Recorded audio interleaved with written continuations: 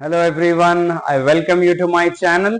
मैं हूं दिशु मेहता और हम कर रहे हैं AP exercise 5.2 15 sum and 16 sum हम इस वीडियो में करेंगे। आई होप अभी तक पीछे का सब समझ आ रहा होगा।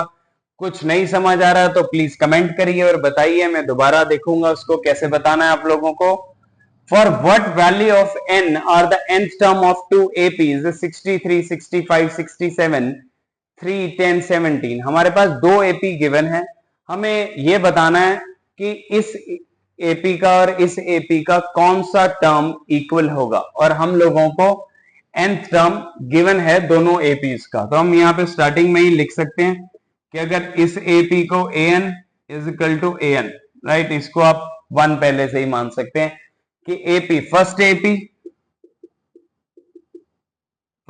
Is equal to 63, 65, 67 and it goes up to a is equal to 63, d is equal to 65 minus 63 is equal to 2.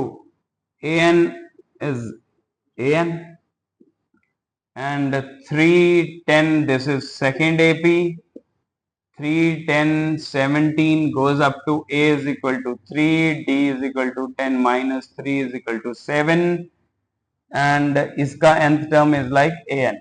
So we know that the both are equal, so we can do that ki an is equal to an, a plus n minus 1 d is equal to a plus n minus 1 d.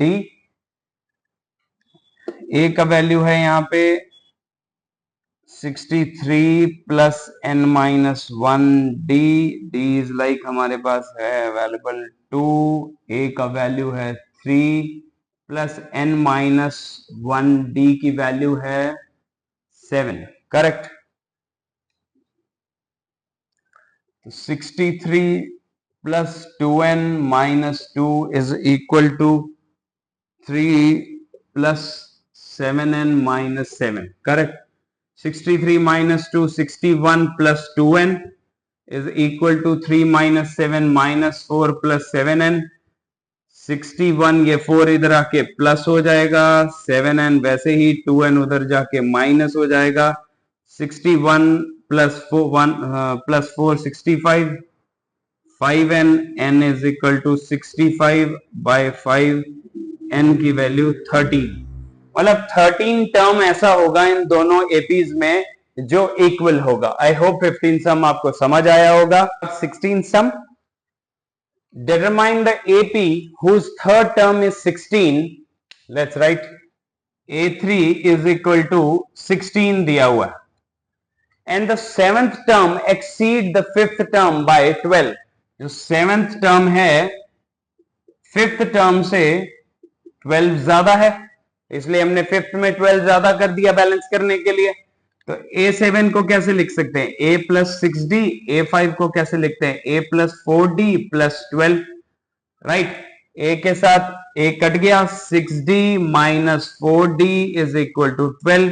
6d minus 4d 2d, 12, d का value आ गया, d का value आ गया 6, right. Then we can put out here a3 दिया हुआ है 16, a plus 2d, right. 16 a का वैल्यू हमें पता करना है, d का वैल्यू हमारे पास 6 आया है। a plus 12 is equal to 16, a is equal to 16 minus 12, right. a का वैल्यू कितना आ गया, 4, राइट। अब हम AP लिख सकते हैं, we got a D, we got a A is like A2, A3, A4 and so on। A कितना आया, 4। अब इसी में ही प्लस D कर देंगे, 4 प्लस 6 10। A3 हमारे पास गिवन है 16, 16 plus 6 22 and so on। This is our AP, right. I hope सबको समझ आए होंगे 15 एंड 16। प्लीज शेयर करिए अपने फ्रेंड्स के साथ। Thank you so much.